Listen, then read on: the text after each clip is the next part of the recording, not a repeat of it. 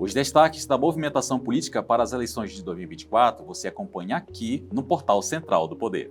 Começa agora mais uma edição do CDP Especial Eleições 2024.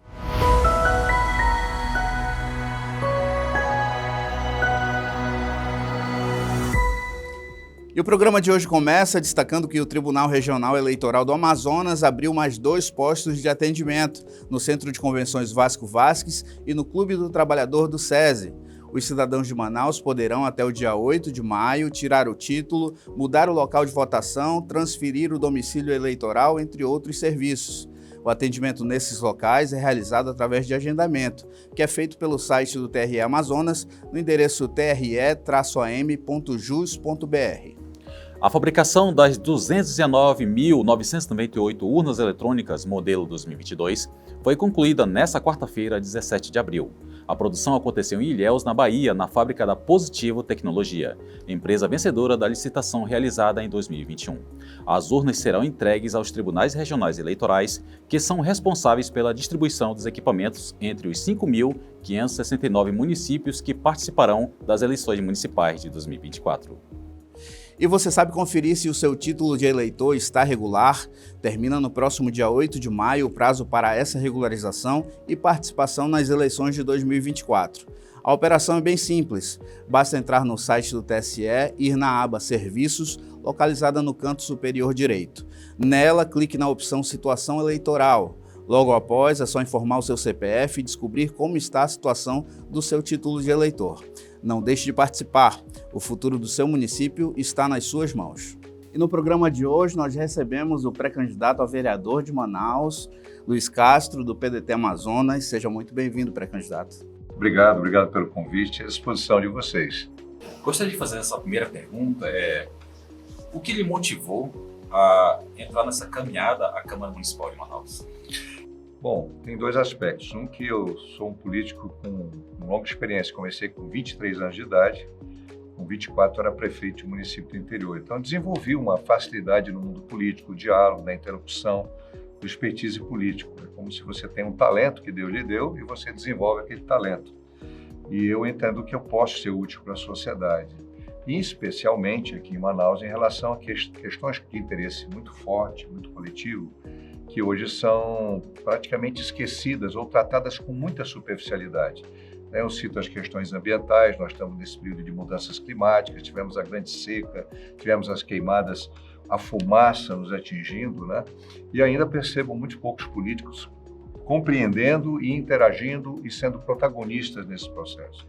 E são várias causas coletivas, eu sempre atuei com causas coletivas, a causa da infância, né, no enfrentamento dos abusos, as questões relacionadas ao funcionamento do Sistema Único de Saúde, onde esse sistema está funcionando bem, onde não está na primeira, na baixa, na média e na alta complexidade. No caso de Manaus é baixa e média complexidade, né? Então são vários temas que me são caros. O empreendedorismo digital, por exemplo, que é uma coisa que cada vez está mais forte, né? Nós temos um polo digital, nós precisamos interagir mais com essas questões e eu percebo que eu posso ser útil, simplesmente ser útil na interlocução, levantando temas e dando espaço e vez e voz também para os atores, que o político não é só ele falar o que ele pensa, mas ele também dá espaço para que outras pessoas que defendem causas como essa, elas se expressem e nos mostrem também suas ideias, suas críticas, suas propostas. O senhor vem de uma campanha em 2020 para o Senado Federal. Queria que o senhor fizesse uma avaliação da sua campanha naquele ano, o que faltou para o senhor entrar como um dos senadores do Amazonas? Bom, eu tive 2 experiências como candidato ao Senado. Tive em 2018 e 2022. Em 2018 eram 2 candidatos, em 2022 só um. Essa última eleição foi uma eleição muito difícil, porque ela foi muito polarizada entre os apoiadores do ex-presidente Bolsonaro e os apoiadores do atual presidente Lula. E não se teve um candidato nacional que tenha ganhado uma dimensão grande, né? Vimos aí o Ciro, a Tebet, nenhum deles conseguiu conquistar um espaço importante. Então, nós tivemos enorme dificuldade diante dessa polarização, que a maioria dos eleitores estava mais interessada em votar na esquerda ou na direita do que efetivamente descobrir se o seu candidato ao Senado representaria bem a sua sociedade, o seu estado lá no cenário nacional. Em 2018 foi diferente, porque era um momento em que as pessoas estavam muito preocupadas em votar em políticos éticos, políticos que não tivessem envolvimento com escândalos. E como havia duas vagas para o Senado, eu consegui encaixar muito bem, principalmente em Manaus. Faltou muito pouco para ganhar. Faltou interior, né? Que não tinha estrutura no interior. Toda experiência, ela é um aprendizado. A gente aprende mais nas derrotas do que nas vitórias, né? Às vezes, aprendizado difícil, né? Você prefere até não aprender, prefere vencer. Mas a gente sempre incorpora aprendizado e sempre é útil, né? E com humildade eu venho agora como pré-candidato a vereador, né? Oferecer aí os meus préstimos, né, para a sociedade de Manaus. Perfeito. A sua pré-candidatura já está na rua? Como é que está sendo essa articulação inicial de campanha? Bom, essa é uma fase muito mais de articulação, né, que a gente vai conversando com as pessoas, desses segmentos, né, vai dialogando e vai começando a organizar o que será na frente uma campanha. Então, é um trabalho mais de reuniões, né, reuniões mais ainda em ambientes fechados, pequenas reuniões, e a gente começou a fazer isso. Depois do dia 7 de abril, né, eu pude começar a dar atenção a isso, porque eu fiquei muito preso nas questões do PDT. Como presidente do partido. Presidente, tanto da capital quanto do interior. Agora nós temos o presidente da municipal, o Machadão, ele toca a municipal, mas eu continuo tocando o interior. Hoje mesmo eu recebi o pré-candidato a prefeito, ontem recebi uma pré-candidata a prefeita, não posso abandonar o interior. Mesmo sendo pré-candidato, eu tenho um dever de continuar dando atenção aos municípios. O senhor já vem de 5 mandatos na Assembleia Legislativa do Amazonas, Sim. além de prefeito do interior do estado. O que o senhor pode falar dessa experiência ser fundamental para ser levado na Câmara Municipal de Manaus? Bom, eu fui prefeito sem ter sido vereador. Então, eu tive a experiência do executivo, fui secretário de produção, fui presidente de COT, então tive uma boa experiência de executivo. Mas a Assembleia me deu o outro lado da moeda, né? Me deu a possibilidade de conhecer o papel do Legislativo e do próprio parlamentar. Então, ganhei um aprendizado. Quando prefeito, a minha interação com a Câmara, eu sempre fui muito aberto para ouvir a opinião dos vereadores, eu nunca gostei de impor a minha decisão sem ouvir, né? Claro que em muitos momentos eu decidi, não agradei a todos, mas eu sempre gosto de ouvir a opinião. E a minha experiência de parlamentar acabou sendo na Assembleia como deputado. Eu fui deputado 1 mandato e meio da base de governo e fui 3 mandatos e meio independente.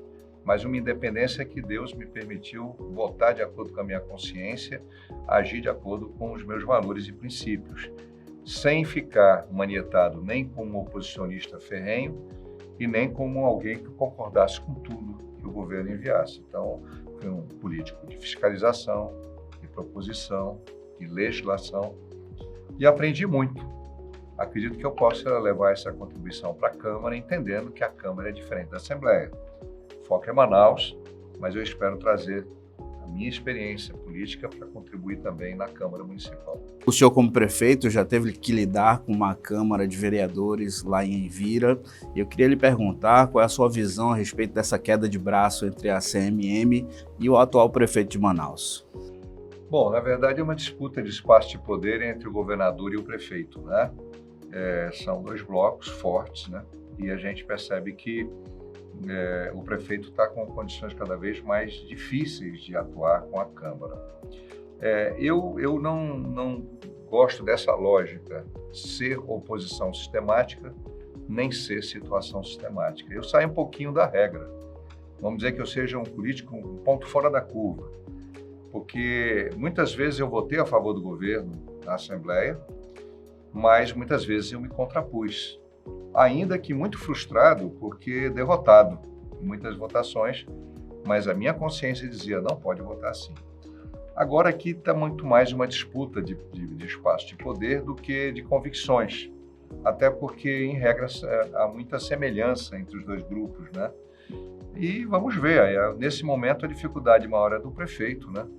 E ele vai ter que usar muita habilidade para contornar e conseguir ir até o final do mandato sem grandes problemas.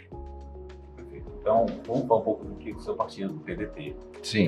Como tem se organizado nessas eleições e também quais são as suas alianças e se já tem algum candidato à Prefeitura de Manaus já fechado. Pois é, Maurício e Marcelo, a gente, na verdade, quando adentrou na presidência do PDT estadual, encontramos o PDT sem nenhum diretório em nenhum município, nem em Manaus. Fiquei estupefato de que a gente estivesse praticamente desativado um partido da importância do PDT, que teve Jefferson Pérez como senador. E aí fomos reconstituindo, né, com a nova executiva estadual, e hoje nós temos 39 municípios, a maioria absoluta, temos 11 candidatos a prefeito e a prefeitas, e temos candidatos a vereadores nesses 39 municípios, inclusive Manaus. E a nossa principal meta é eleger vereadores, vice-prefeitos, prefeitos, tanto no interior quanto na capital. O partido aqui na capital está aliado com União Brasil, Roberto Cidade, exemplo do PSB e de outros partidos, e nós estamos nesse entendimento com o candidato Roberto Cidade, né? Claro que é uma construção e a nossa prioridade é eleger vereadores pelo PDT. E queremos eleger 2, 3 vereadores para que o partido volte a ter vez e voz no cenário político, porque sem mandato fica muito difícil. O mandato é realmente um instrumento muito importante, ainda é muito importante. E a gente vai buscar esses mandatos. Perfeito. Na sua visão, quais são as principais mazelas da cidade de Manaus hoje, que de forma o senhor, com um mandato, pode contribuir para a melhoria da qualidade de vida da população? Bom, nós temos mazelas muito fortes. Manaus é a segunda capital brasileira com o maior nível de desigualdade social do Brasil. Ou seja, nós temos uma diferença, um abismo entre os mais pobres e os mais ricos enorme. Apesar de ser o quinto PIB das capitais, a distribuição de renda e de oportunidades em Manaus é terrível. Mas isso não se resolve num passe de mágica, não é nem numa gestão de prefeito e governador. Precisa ter um pacto aqui para compreender a tragédia social que Manaus é. Existem várias Manaus, a Manaus da Ponta Negra, da Adrianópolis, né? E de outros bairros considerados até de uma maneira até equivocada, nobres, né? Porque não deveria haver essa classificação, e outros locais onde o tráfico domina, onde a violência é a regra, né? E o medo da população de sair de casa, a falta de liberdade do ir e vir. Esse é um gravíssimo problema, tem que ser pelo menos minorado, tem que se trabalhar mais para dar melhores oportunidades e desenvolver políticas públicas melhores nos locais mais carentes. Os melhores professores têm que estar nas escolas mais difíceis ainda, que eles ganhem um plus, ganhem um incentivo salarial. É onde a saúde do município, assim como a do estado, tem que estar mais eficaz. E é ali que a gente precisa também ver as questões ambientais gravíssimas que Manaus tem, e eu faço destaque para a questão dos nossos igarapés. Vergonhosa a situação, e entra governo, sai governo, municipal e estadual, e continuamos na mesma. Aí tem factoide, outro dia tinham 2 personalidades públicas discutindo entre eles, processando, mas na entrada lá do lixão. Mas não se discute com profundidade uma política pública que realmente comece a reverter esse quadro e que ela tem que ir lá na raiz, lá na base. Eu aprendi muito com os catadores de materiais recicláveis, quando presidi a Comissão de Meio Ambiente da Assembleia por 12 anos, que nós não podemos resolver problemas públicos sem a participação efetiva de quem na sociedade está envolvido com aquele problema.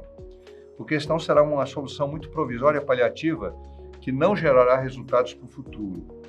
E nós precisamos trabalhar as cadeias de reciclagem, nós temos muita coisa que se desperdiça, nós precisamos trabalhar a coleta de lixo lá na beira do igarapé, onde tem as palafitas, com educação ambiental e remuneração para as famílias que trazem os recicláveis. Isso já tem sido feito em outros lugares do Brasil e do mundo. Trazer essa família que hoje joga o lixo no igarapé, para ela mesma coletar e colocar num local que o caminhão possa buscar e receber uma remuneração que não vai ser grande, mas vai ajudá-la a desenvolver esse processo de consciência e a sua própria renda. Então, existem soluções e tem dinheiro. A CEMUSP tem um orçamento imenso. Outra tragédia é você ver o orçamento ínfimo da Secretaria Municipal de Meio Ambiente, né? Não chega nem a 0,5%. Você fala tanto em ambiente, então nós temos que lutar para ampliar. Nós temos um secretário de Meio Ambiente, que é um técnico da área, o Dr. Strotes, mas ele não tem recurso financeiro para desenvolver um trabalho de educação ambiental que precisa, Manaus precisa. Então, há um conjunto, tudo é integrado. Quando você fala de política pública, uma política se comunica com a outra. A educação se comunica com a saúde se comunica com a assistência social, aí tem o sistema viário, evidentemente, tudo isso se comunica. O vereador precisa ser um agente da sociedade para que essas coisas funcionem melhor.